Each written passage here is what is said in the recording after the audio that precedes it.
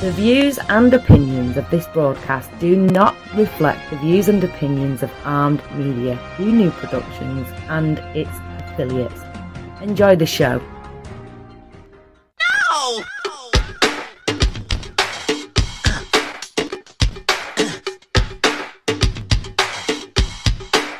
I'm going down to Alphabet Street. I'm gonna cry.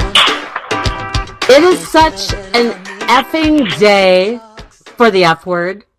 This is Cathy, and I have Magic Myke with me.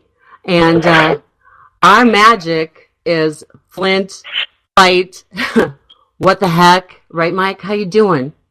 I'm doing great. How's everybody doing today? Oh, you know what?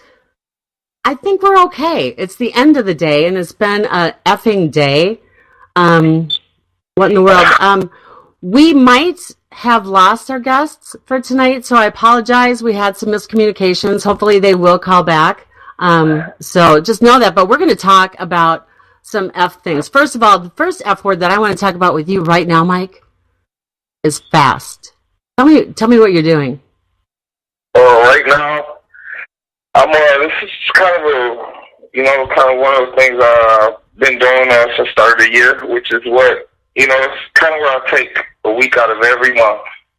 And I do it fast. And it's kind of the sacrifice to things that I love. And whether it's meat, or any type of thing. Sometimes the social media is meats, and right now I'm on a no meats, no sugars, no pop, no nothing, just water and food. So, wow. I'm kind of irritated right now, but it's okay. I think it's something that's good, and the reason why I do it is I feel like on a spiritual note that it's always good to, show God you're willing to sacrifice. So I take a week out of every month to sacrifice 7 days that I'll give up something. Well, no, I like that. And so how do you feel? So like today you said you feel irritated. When did you start? Yesterday? Yes, I started, and it's normally not even a hard process for me. I think that I did it in the middle of a hectic, busy schedule, and this time it just came at a time where I've been so busy. We have so much going on. We're handling a lot, and it's just that during this time, it's just, oh my gosh, I'm freaking irritated. Well, I would be irritated too. You know what? I've been kind of fasting, but not on purpose. But, my Lyme disease, I'm finding out all these weird things are going on with my body. So if I eat something, I don't know what's going to set it off. But like on Sunday, I went for brunch and I had a little bite of something and I couldn't eat the rest of the day. I felt awful. I got really stuffed up. I got nauseated. It was like, wow, I should fast with you. That's what I should do. And I'm sorry to hear that as well. And we know Lyme disease is something that's very serious too. So, I can only understand your pain, which makes me say, hey, maybe I'm not going through as much as I thought. Well, I'm irritable anyway, just because, what's fake. That's another F word. Fake people. Let's switch it over to that. Have you ever had a fake friend? Oh man, listen. I'm in business, so I come across a lot of posers. I come across a lot of people, and what I've learned is the best way to separate that is to always kind of keep in line and always remember who's your confidant, who's your wits, and who's your comrades. Because if you can separate that, you'll kind of know. You'll be able to separate kind of who's the fake people and who's really here for you. And some people will support the cause, and that's understandable. Some people, your confidants, they are there for you. Right. And, the constituents, they're there for the cause. So, it'll keep them close, and then you have the comrades who are just there for whatever. They really don't care.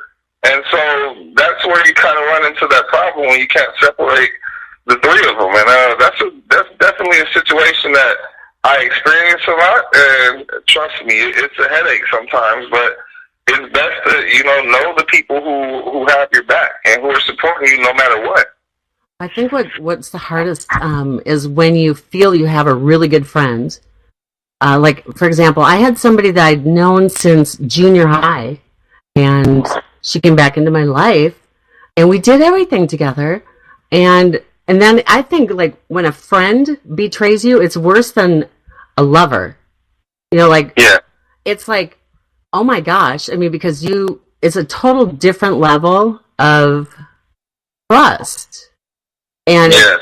I mean, because when I felt betrayed by this person, I mean, it was worse than any breakup I ever went through. I was devastated. Like, wow, why would they do that when you opened up your home, you do all this and that and everything else? But I mean, so fake friends are everywhere. People that tell you they're going to do something and they don't. I mean, business wise, I've noticed in my industry, in financial services, another F word, by the way, that, I mean, I know so many people that are just dishonest. That's it. I mean, why would you want to work with somebody that isn't telling you the whole truth? And it's when you find that out, I don't know, Mike. Today was just a different day, wasn't it?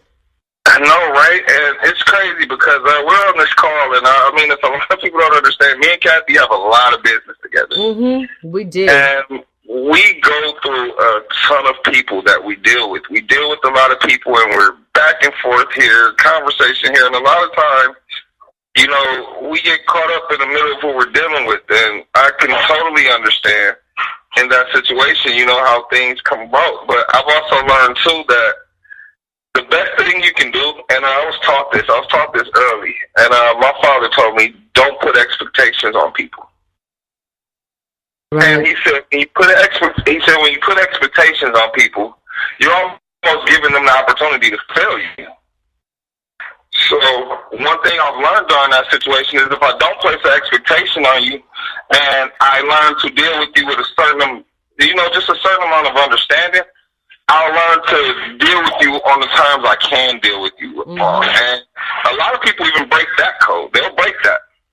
Right. Even the time that you can deal with them on, when it gets to that point, it's just time to just, you know, eliminate the situation from your life, man.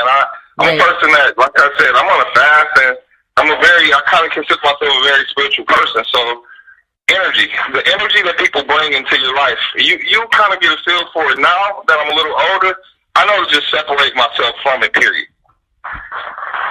Well, do you think sometimes, too, the energy that you're putting out is what you're bringing in? It's not. I can't say that because you can put out a lot of good energy.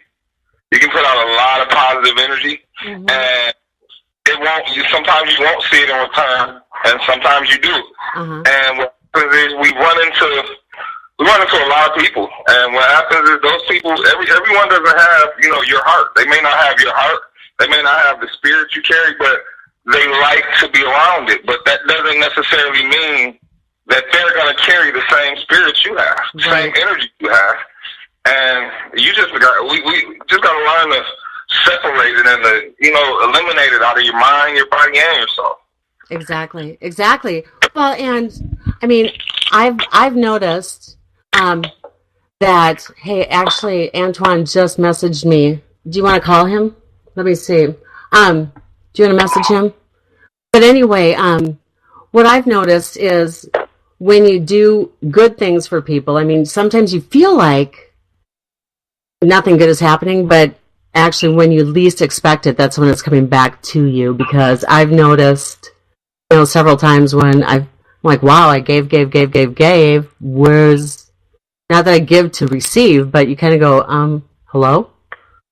Where's everything for me? But what's the biggest thing that you can give that you can't give back? Love. Because it's not a materialistic thing. Love and loyalty. Because I can give you money. I can give you money, and you know, necessarily I won't get that back from you, but it may come back. It'll come back. You know, I'm in business, so it'll come back. But love and loyalty is one of the biggest things that you can give, and it'll hurt that you won't get it in return. And when I first, you know, when I started my business ventures, that was a situation that I always ran into. You know, you kind of open up opportunities for other people, and they may not understand what you understand about it. And so at certain times, you know, you get those same people, and it hurts. It hurts to be able to, because you want to be able to help people. And when you see people in situations, you want to be able to help them to, you know, get out of that situation. And when they don't see that, same thing, and they don't have the same goal you have. They're only looking at what they can take, and it's never about what they can give back. Right. Nope, I've seen it happen so many times, and it's just well, you know, and here's another, you know what, here's fake friends, going back to that. I know we talked about this before, but like, do you have like a bro code, like we have a girl code kind of deal? Yeah, I mean, I would say that, especially amongst like my brothers. Mm-hmm. I don't really keep a close knit. I got maybe 3 real friends, so 3, 4 real friends. So the rest is brothers and family. I have a big family, so right. That code lies within those that I keep close to me. I don't expect it to be something that someone that's an associate would carry. Right. No, so I'm talking about the code like, hey, Myke, I used to like this guy. And then one of my girls, I tell somebody that, and then she goes out with him? I mean, do you guys ever do that? Do guys do that to each other?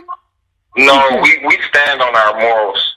We stand on our morals, and I just come from, I don't know, man, I come from a place where, you know, your morals is everything. So right. We stand on that, and we stand on our word. I mean, that's the one thing. It's kind of funny because that was one thing we lived by, which was, you know, hey, man, listen, my lady's off limits.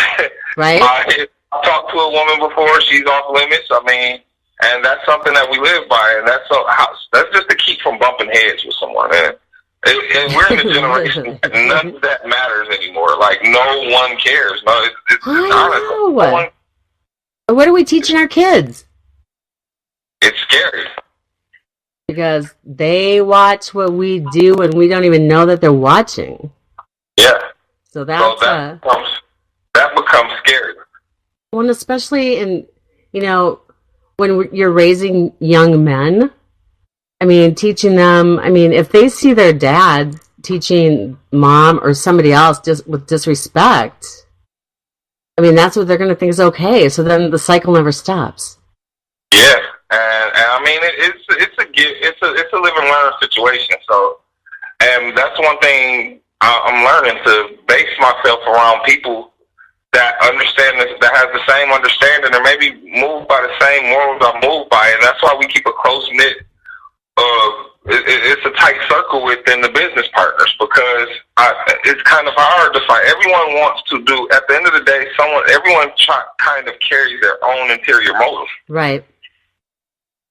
You know, it's crazy too, because like you can have somebody, you know, like say for example, I have 3 kids, and they are 3 of the most amazing. They treat their girlfriends, their grandma, their mom, awesome. But each one of them are so different. And then you can have like 3 kids from somebody else, and one of them is horrible and he's a deadbeat, or, you know, whatever. It's just so crazy. But I think it is an internal thing as well as the family and surroundings. Because one of the things you told me earlier was, you know, the village, right? Yes, it takes a village to raise. Man, they did a good job with you. Thank you. And I want to thank those who helped raise me and the family members. It's like now that I look back, you know, I've recently lost my grandmother, and, you know, still prayers over my family for, you know, during that situation. Even during now, you know, we still think about it. It's all still fresh. But the one thing that I was able to remember during that process was when I went back home, and I went to her home, and was able to, you know, be around my family. It was crazy that we were sitting there and we were thinking like, man, dinner's going to be different. You know, everything's going to be different. And we went back to our childhood, and we said it was time she would purposely leave us. And there's a lot of us, like my grandmother, there's a lot of grandkids. So we were very young, but she would leave us there. And I believe she left us there to see what we figured things out on our own. And we would get hungry and we would wait and say, well, you know, let's wait for her. You know, let's wait. Then we'll go, you know what? No, you know what? I can cook. And then we'll all say, well, what can you do? And you'll realize she taught one how to make, you know, the macaroni. She taught one how to make the chicken. She taught one, you know, down to the littlest one that would be probably 3, 4 years old who would say, hey, I'll make the Kool-Aid. Oh, I love it. You know, we realized how close we were, and we realized how our lives was based on why we're here. We're here to help one another. Right. Everyone has a strength and everyone has a weakness. So with the people that surrounding you, make sure that they're being able to carry you for your, that they're able to be there for your weaknesses. Mm-hmm. Exactly. Your mom was. Oh, I'm asking. Hold on. We've got Antoine trying to get in. Okay. Can you call him from your phone? Please say what's the radio number, just to have him call your cell. I just sent it to you, Cathy.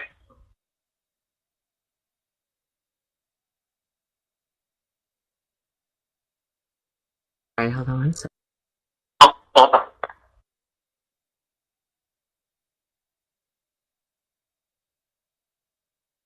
Amongst yourselves, everybody. Sorry. Hold on one second. But anyway, I'm really excited for this guest. And how long have you known him? We'll find that out in a moment. Gosh, man, a lifetime, actually. We grew up on the same street, so we'll kind of get through it once we get on the phone. It's kind of an amazing experience. A small world. Mm-hmm. One second. Okay, he's calling now, everybody. I'm really excited. I love these people that you work with. Thank you. I love them. They're all like great extensions of what you do. And they all are their own entities as well. Like those guys, man, I can never take away the hard work that they put in because hey, listen, we can provide opportunity, but it's up to these guys to close, and that's what they do. Hold 1 second. We're bringing them on. Hello. Hello. How are you? Hey, how you doing? Good. We got Myke on here too. Blassingame, what's going on? What's up, baby? What's the deal? Feeling good, man. Congrats, man. Definitely congrats. Man. Hey, I'm Cathy. It's so nice to meet you. Thanks. Nice over the phone, appreciate over you the radio. Gosh, wow. Congratulations. How do you feel? I'm feeling great. I was just on this highway. I was on this GPS. I had to set it up, and now that I got my directions, I'm good. Oh, good. Where are you headed? I'm just going there to work. I work third shift.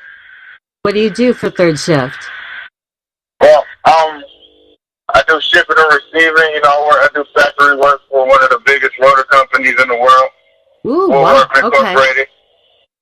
Myke, you know what we need to do for that company, right? Yes, indeed. Yes, we do, and we're gonna actually have Antoine benefit from that too. So we're gonna do that. We're gonna do that show in 2 weeks.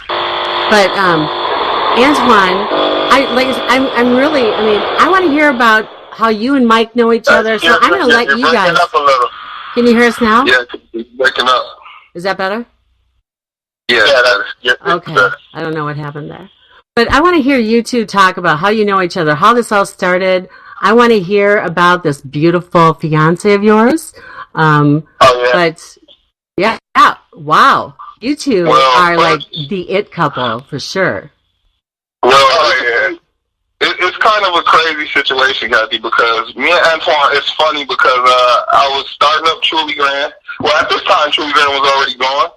And it was a coincidence that fighters were coming in at this time. We were kind of taking over the city. And here's this guy. It's a small world. My cousin is telling me about a guy that I need to go watch fight. But the funny thing was he was already fighting on a card that I was going to see. So the crazy thing was, the coincidence was, I'm like, okay, where is this guy?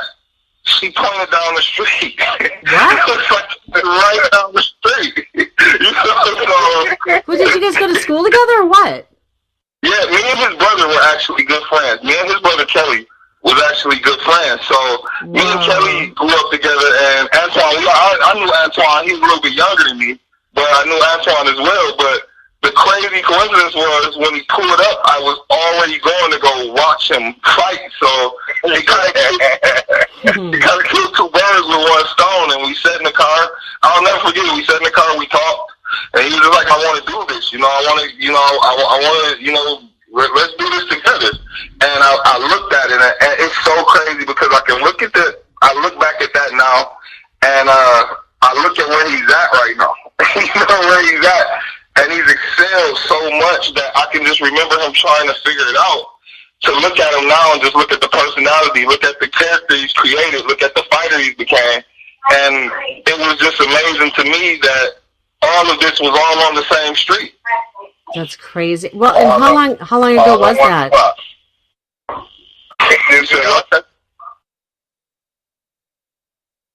How long ago was that? You said what, Cathy? How long ago was that fight? That was about 4 or 5 years ago. Okay. And at that time, Antoine was an amateur. But it was crazy because I believe when around this time he was getting ready to go into a big fight, and I don't know if people know this about Antoine, but a lot of times Antoine has went in as the underdog. So it was always a situation where it was more or less like, okay, we think you're gonna pull it out. Man, this guy has done nothing ever since I've been a part or even been involved with his career or his achievements. One thing I know is that I don't care if it's a room of thousands going against that guy. He pulls it out. Wow. Antoine, what made you decide you wanted to be a fighter? Well, honestly, I'm not sure. I kind of did it on the whim. I went up to the gym. My homies, they up there fighting. Most of my big homies, they're fighters as well now. Marjon, Flowers, Dale, Humphrey, Will, Frost, James, Carr, Jerome, Adler. Like, we all grew up. We had this team. My homie, shout out to big homie JP Ramon. Yes. All the guys. He was the beginning of mixed martial arts in Flint, Michigan. He put that squad together for us unfortunate kids. And we made it happen. We started from the bottom, and we all came up slowly but surely. And man, that's the best thing. I want to give a shout out to JP, man, because honestly, if you look at where the scale of MMA in Flint, that guy every top fighter that you see from Flint, JP actually brought these guys up. I'm so happy that I've gotten to know Myke and get to know you guys through him, because it's a world that, wow, okay, I watched Rocky and, I'm a lover, not a fighter. But, just the amount of work. Okay, so you won a fight this weekend, so congratulations. I love that. But tell me what kind of preparation goes into that to get ready. Where are you at in your head and everything? Well, it's a lot, actually. It's something that you got to do every day. You can't just wake up and decide I'm going to go fight today, or I'm going to go check. It's a lifestyle that you got to live. Every day I'm in the gym. Whether I'm in the gym in Lansing, mixed martial arts, doing mixed martial arts, or I'm in a boxing gym in Flint, Michigan, working on something. Every day we got to put in that work. Wake up in the morning. Well, actually, I wake up in the afternoon. I work third shift, so I get home around 8 o'clock, 9 o'clock. I sleep for about 2-3 hours, get up, and I get to work. Oh my gosh. That's it? Every day. You're only sleeping 2 hours a day? Yeah. Well, I get 2 hours every morning, and then from around 8 o'clock to 9:30 I sleep. So I don't really get a lot of sleep because I'm always grinding. I suppose, yeah. I'll probably get a 1 day of good rest a week, but most of those days, it's, I get my 8 o'clock, 8:30 up to 9:45, 9:30. That's at night, and then I get my rest when I get home for about 2 hours, 2-3 hours, and every day I got to make it work up that little time. We only get so much time to do what we got to do. Wow. Yeah.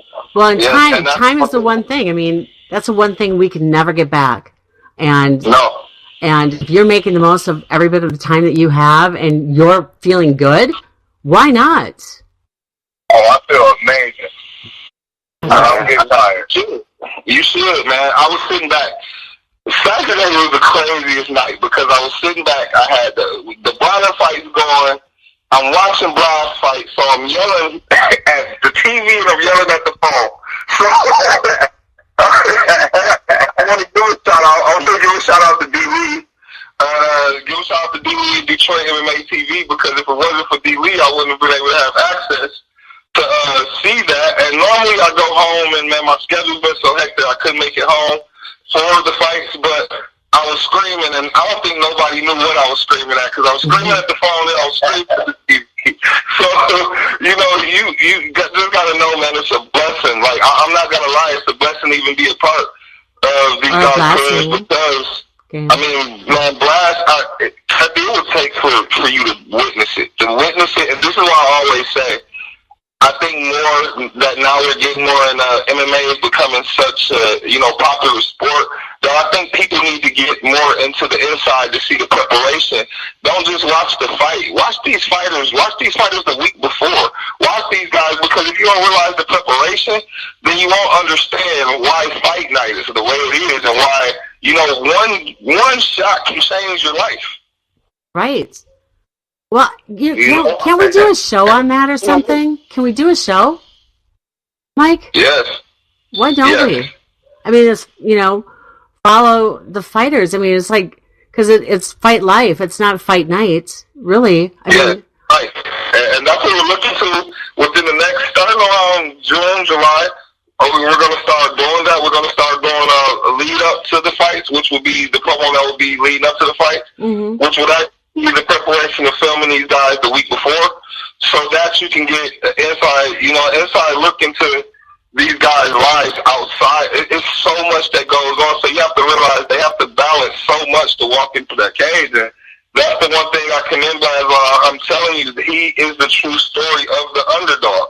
I've not met, and he takes the biggest fights, he takes the biggest risk, and he comes out on top. Well, here's a question I have, because like you mentioned all these other guys. Have you ever had to fight them? I mean, have you fought friends? How does that work if you do? Well, we fought each other in the gym. Like I said, we were Team Savage, So we had to come from something from a savage nature, We're from Flint, Michigan, all of us. And one more big shout out to Mark Walker, Yes, one of the. Hey, Mark Walker. He was one of the original guys, You know what I'm saying? Mark is my guy. He was one of those guys that influenced me a lot on everything. So we all we got it in the gym. We went out to all of these cities, every city, in Michigan, fighting everywhere. And that's where it began, And it grew from that into something this big. I mean, it is huge. I mean, so they've had a fight recently here in Minneapolis. I mean, so it's getting bigger than I even realized. Because now, I mean, you have to look now. We started as Truly Grand in Flint, Michigan. I mean, these guys are the start. I think that's why a lot of people look up and that was my first opportunity to get into the fight business was through these guys who said, hey, listen, man, we're going to all do this together. And to look up now, and we're globally, we're internationally, we're in all these different countries. It started right there, and that's why I always tip my hat off to the first guys that did this, because they didn't have to give the opportunity, and they did, and it opened doors across this world that we're still opening. And with these guys, only thing I want is for these guys to be as successful as they can be, and I think that you have to tip the hat off to their trainers. You got to give it. Tip it off to the people who helped make this. I mean, these guys go in there, it's their blood and sweat and tears, and my focus was to make sure that they're getting the most out of their reward for what they're doing. Oh, exactly. Okay, so how do you pick a trainer? I mean, is it from the gym? Antoine, I'm trying to just understand, like, how you get from where you are to winning the fight. Oh, you said, so how do I get in?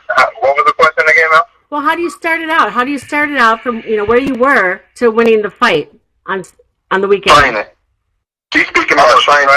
Like your trainer, your fire trainer. Yeah. I mean, the whole like business behind it. I mean, what all goes on? I mean, you got to pick people, right? I mean, how long of a process is it? And Cathy, what I'll do is I'll answer that like that, like what they do. Like you have to understand, there's a lot of trainers. So you may go get work in. You may work on one part of your game over here. You may work on your wrestling here. You may work on your striking here. So a lot of coaches, it depends on the fighter, and it depends on where the fighter's comfort at. Okay, so you don't just all have a Mickey, for example, right?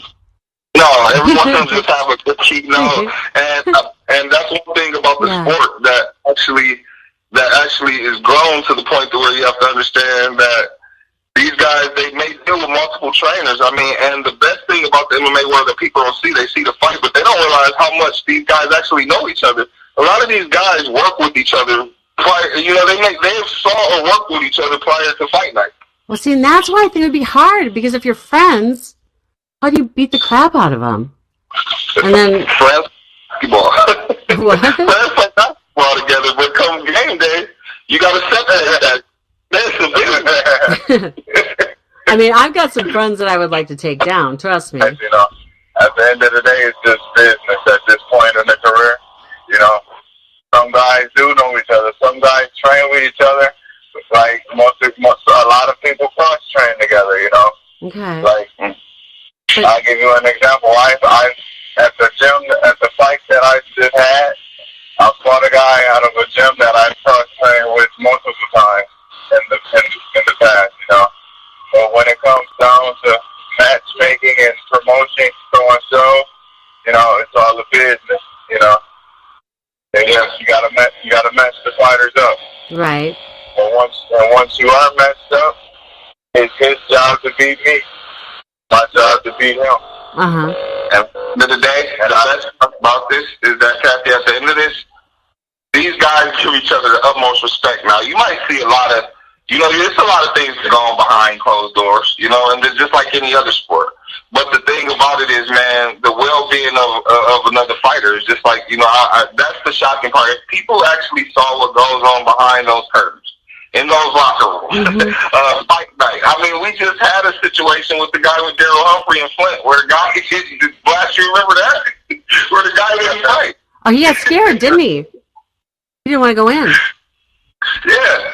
So, things happen. Things happen, situations happen, and that's why I believe, it comes down to how bad you want it. And at the end of the day, everybody may be friends, but at the end of the day, everybody's really fighting for that number one spot. Well, and I can only liken it to corporate America. I mean, if there's like a job that you want to apply for, and, it's like, I'm sorry, you're still my friend, but I'm up against you. And I'm going to do what it takes to get that job. I'm not going to stab you in the back, but I'm going to do my best. It's kind of like that. That was like the friendliest way you could put it, Cathy. Well, corporate America. But, they're usually not that nice about it. People will stab you in the back more so, I think, in corporate America than in any other profession. I really think so. Yes, and that's the biggest part of this business, is to try to keep and to separate the people who are here for you and the people who are there for their own personal gain. Exactly. Okay, well, speaking of personal gain, so I want to know the financial side of this, because obviously you don't want to be working that hard for nothing. So yeah, and with that situation, you have to remember, it's just like any other thing. Think about it when you started a job. When you started a job, you start at the bottom. Right. So when these guys turn pro, you got to remember, Antoine was the headliner as an amateur. He was the headliner. He's the champ. So once he vacates that title and he decides to turn pro, you go back to the bottom. Okay. And you have to climb your way all the way back to the top. So it's just like everything. So, but do you still get paid for fighting whether you win or lose, right? Yes. It's a business. Once you're professional, I don't believe there's any sport on here. Once you turn professional, you don't receive a payment. When you go out there to fight, even though this is fun, even though this is what we do, this is a job. Right. I signed a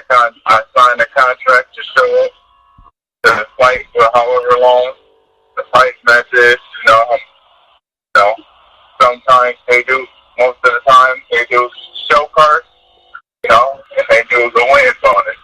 A lot of the time, some promotions do one set fee, but at the end of the day, it's the job, and you receive payment. That's good. And when you win, it's better pay. So that's always Oh, good. yeah, of course. Of course. It's never too much money, though, I'm going to tell you that. We need to fix that, Myke. You know how badly we want to fix that. Yeah, and the thing is, we're working on the inside. Like I said, the business part of this is really 90% of it. And with athletes, what I always try to make them realize is that they're walking billboards. Make sure that you're getting your money's worth, because everyone wants to be around the champion. They want to be around the winners. They want to create and it's no different than what we deal with, Cathy, in football. Right. Basketball, the same. To think about it, we deal with it right now in basketball. We own franchises. You know what I mean? They're walking billboards. Right. So the thing is to make sure with the athlete is that they understand their worth. I believe that he gets it. And that's why you don't have to do too much talking to the guy, because he actually gets it. Blaz markets himself great. I got a call from my mother. You notice that when my mother said, I like that guy. I like that guy. I like what he pushes. Everybody falls in love. I think people fall in love with, the whole, the relationship. And I think that's one thing that he does that most fighters don't do. He broadcasts his relationship. Mm-hmm. Well, you got to brand yourself. You're a hero in your hometown. Everybody wants to be around you. They want to listen to what you do and why you do it. And when you're doing it the right way and getting attention for good reasons, they're going to listen. Yeah, definitely. I was having a conversation with a former Denver Bronco, like Myke, when I left the office. I was on the phone with this guy up until I got to the mall. Okay, so when I say I was busy and on the phone, totally. But I was talking to him about that business opportunity that we're doing for athletes. And Antoine, you're going to learn about it. Trust me. But he literally... We're going to get Blast on it tomorrow. We'll have a call with Blast tomorrow and get that situated for him, too. Yes, we will. But you got things coming your way. I told you got some good things coming your way. I don't like to talk on air about it, but you got some good things coming your way, bro. We do. But like this guy said, he goes, you know what? He goes, everybody wants to talk to the athlete. They want to, be able to say they know you, and they're going to listen to what you recommend. So branding yourself is half the battle, because most of the money you're going to make is going to be outside of the ring, right? Most definitely. Exactly. So we're talking about the fight side, but like I said, I'm a lover, not a fighter. I kind of want to hear about this sweet woman that has become your fiance. I want to hear about that. I mean, I'm sad that we weren't able to find her tonight. I'm sorry about that. We had miscommunications, but what's going on there? She's beautiful. Oh, thank you. I appreciate it. She sure is. She sure is. So, how did you meet? I actually met, I met her at one of my matches, honestly. Really? Yeah, she was accompanying her best friend. She went to a match with her best friend. At the time, when it was my home, it's my good friend, Adrian. They were dating at the time or whatever. So, accompanied her to matches, and so I met her there. So I did back in years ago. Mm-hmm. I can't imagine. That's got to be hard, though, to see you get hit and get hurt. Well, or don't you? I make it easy. I don't get hurt. That's good. Yeah.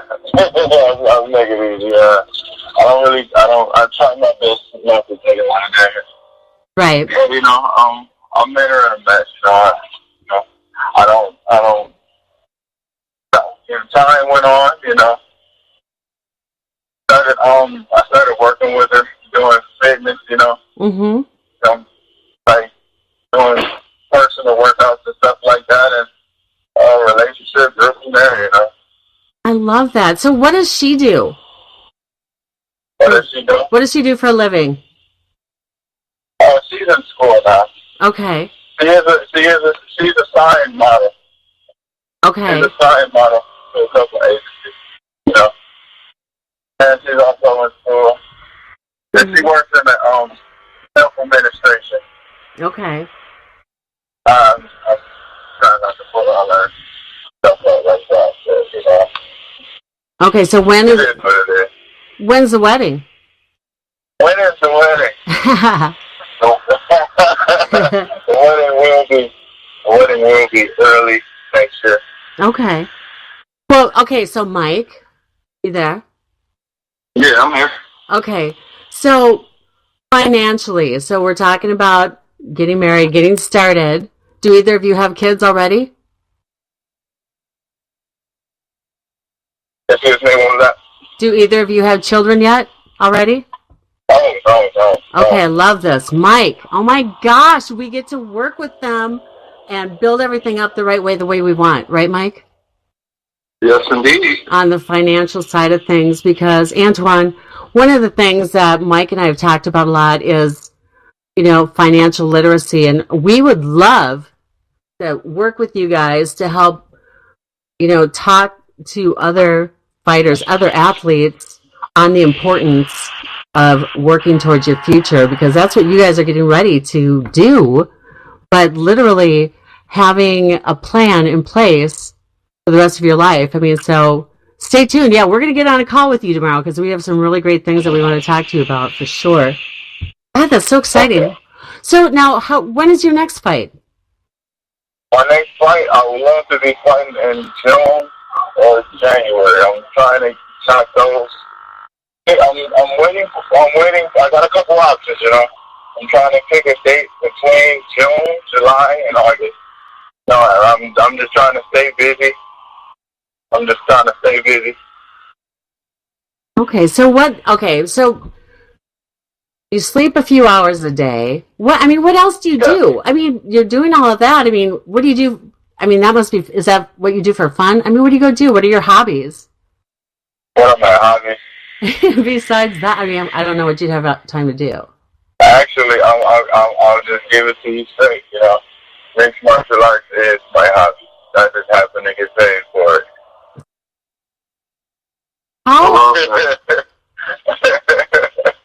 Okay, so let's talk about, let's say somebody that's, you know, like in their mid-40s. Is this something that they could go start to get into shape? I mean, is this like an exercise class somebody could take? Actually, it's just fitness. Okay, because you know, like how they have karate classes and... Yeah. Well, you know, it's I train my body. Yeah. You know, whether I'm dancing, whether I'm running, whether I'm jogging, whether I'm just, you know, anything. It's your body. Your training is technically movement. You know, that's all it is. Any way you can move your body. So, do you ever go have Big Macs? Do I ever go do what now? Do you ever go to McDonald's and have Big Macs? Cathy, do not. I'm on the fence. I'm sorry, I forgot. That's funny. It's just, I'm sorry, but my time's running short, and I gotta get to running this shit. Well, you know, I'm in the workplace. Oh, Antoine. It's been a blessing to talk with you, dude. Like I said, I'll catch up with you when I get home. You already know. Thank you. Call me. I'm proud of you, man. So nice to meet you. Cathy. Yes. I appreciate the time. Thanks for having me. Oh, we appreciate having you on. Thank you so much. I would love to come on again soon. Yes, we will definitely have you on again soon because we're going to have you on saying how great this program is that we put you on. Trust me. Okay, thank you. All right, dear. Have a good night. I am truly grand. I thank you. You are truly grand. I love it. Myke, you only surround yourself with awesome people like me and Antoine. You have to. You have to. You do. Well, thank you so much, Antoine. So, Myke, let's talk a little bit more though. So He fights for you, right? For Truly Grand Sports. We're the promotion. We're the business. We're the business side of it. So we are the promotion. So no, he fights for himself. Okay. And that's what we keep. My target goal was that these guys would fight for they are their own brand. We're the promotional company, yes, but he fights for himself, and that's the key. That's something that we've done that was different. You know, most companies will make you fight under them, but they lock you into so many different contracts. Right. To where their promoter, they bring in, look, no, I want to make sure that these guys have the people that they trust surrounding them without no one having to, take that from them. So, yes, that's Truly Grand. Yes, he's under Truly Grand, but he's his own brand. Yeah, okay. So does he find his own fights? Or no, he said there's a matchmaker. Yes, the matchmaker from the fight event sets it. If it's not one of our events, it's one of the matchmakers that for the promotion he's fighting for. How do we get him here in Minnesota? Easy. Just call me. Hey, Myke. No, honestly, because I've been noticing that there's been fights happening here at the casinos. I follow these guys and see how. I mean, they're just amazing. And actually, I got contacted by promotion in Minnesota. So I was looking. I got a lot going on in Minnesota. I might as well have a second home there. Yeah. So we're working out. I love it. The whole business end of it, I don't think people really realize that. I mean, it is like, they show up, they watch the fight, and then it's over. But the back office side of it is really what makes it all work. Yeah, and I'm going to tell you this, that's the most frustrating side, because not every athlete is an Antoine Blassingame or Darryl Humphrey or Mark. Everyone doesn't understand that. So you run through a lot of teaching. Mm-hmm. And it's because when a lot of them get into the game, they think it's just, okay, I'll go fight. Do not put your body on the line. My whole purpose in my company is don't put your body on the line and not get what you're worth. Right. So a lot of people tend to just say, you know what, I love the sport. Okay, that's great you love the sport, but dude, do not, put this harm on your body for free. So, okay, I have a question. I don't think a lot of people know why you got into this industry yourself. What was it that initially made you go, I want to do Truly Grand Sports? Well, I was around boxing. I say, man, my uncle had me around boxing since probably 4 years old.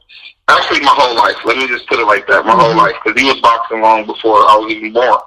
But when he got to the professional level, he was signed to Main Events, which was Lou Dover, Cathy, and Cathy Dover. Funny your name's Cathy, but Cathy Dover.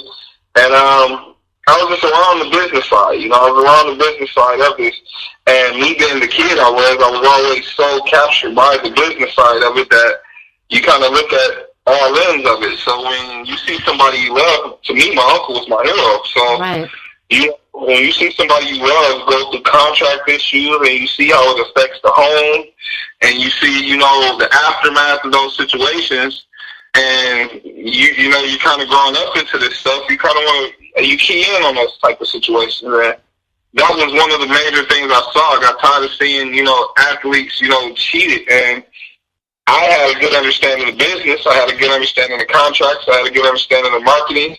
And my whole thing was, well, if I can do this, this saves them from having to actually, because if you'll notice, most management, they try to take you away from the people that care about you. Yes. Because what it is they know the athlete don't understand the 90% of it, which is 90% business, 10% fighting. Yeah, but a fighter will put 100% into the 10% and not know anything about the 90%. So if you ever notice, this is a game where they try to isolate you from the people who care about you, and because what they want is they want it to benefit them. So my whole thing was, no, have a company that represents you and make sure you're taken care of. And my goal is to make sure that you get exactly what you want out of what you're doing. I mean, that's amazing because it happens, I think, in all of the sports, doesn't it? Like with the agents? Yeah, in all sports. I mean, and I mean, you can't get around it. It's part of the game, and it was here long before I ever entered the game. And I'm pretty sure there was someone who tried to do the same thing I was doing.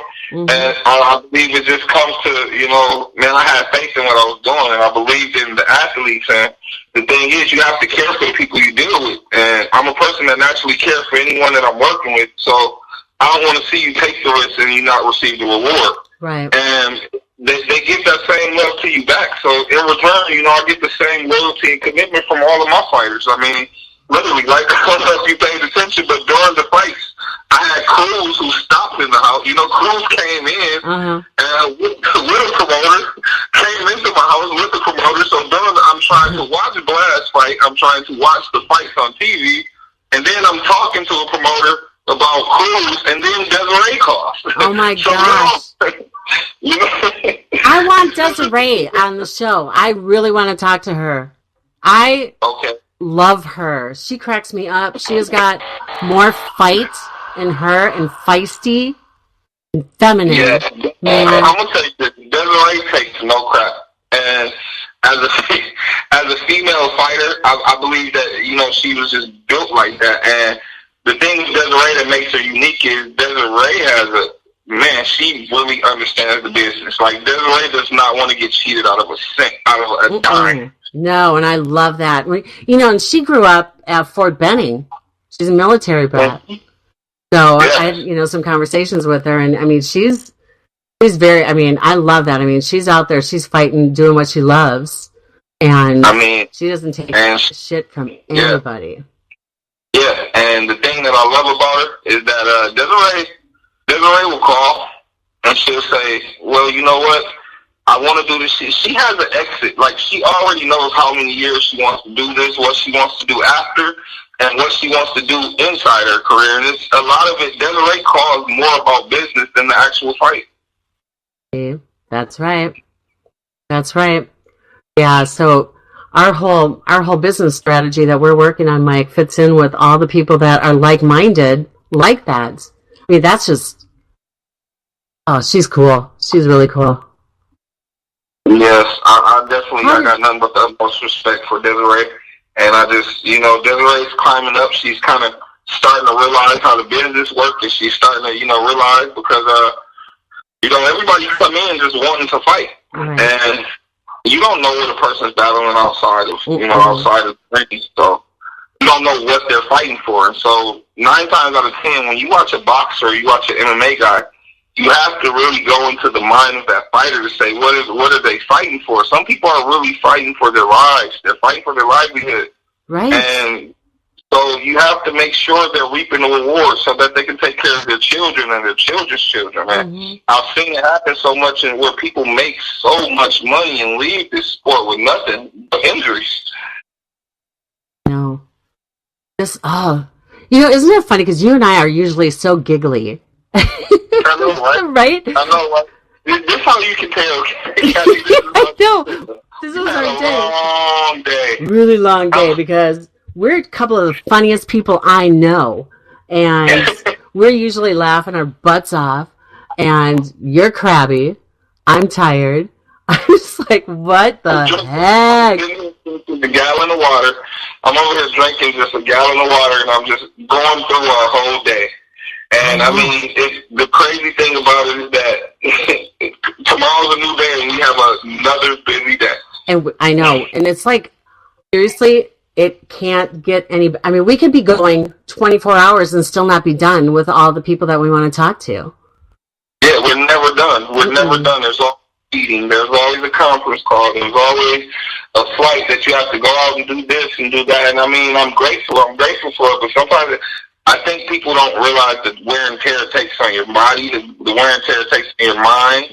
And, I mean, at this point, sometimes I feel like, just taking a break. But I understand that I'm also needed. I'm also needed, so I can't take that break, because if I take a break, then, who's going to cover, what we're doing? Exactly. And that's where we are a year from now.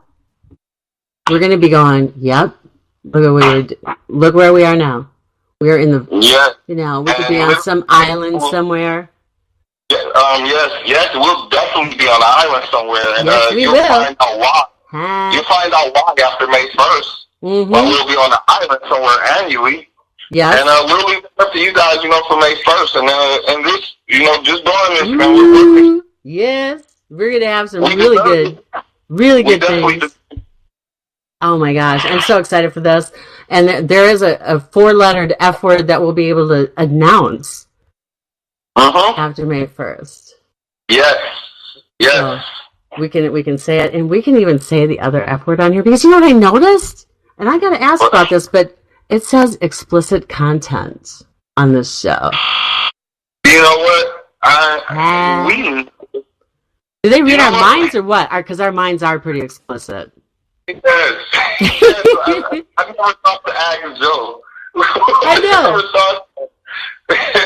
Do we just automatically get labeled like that?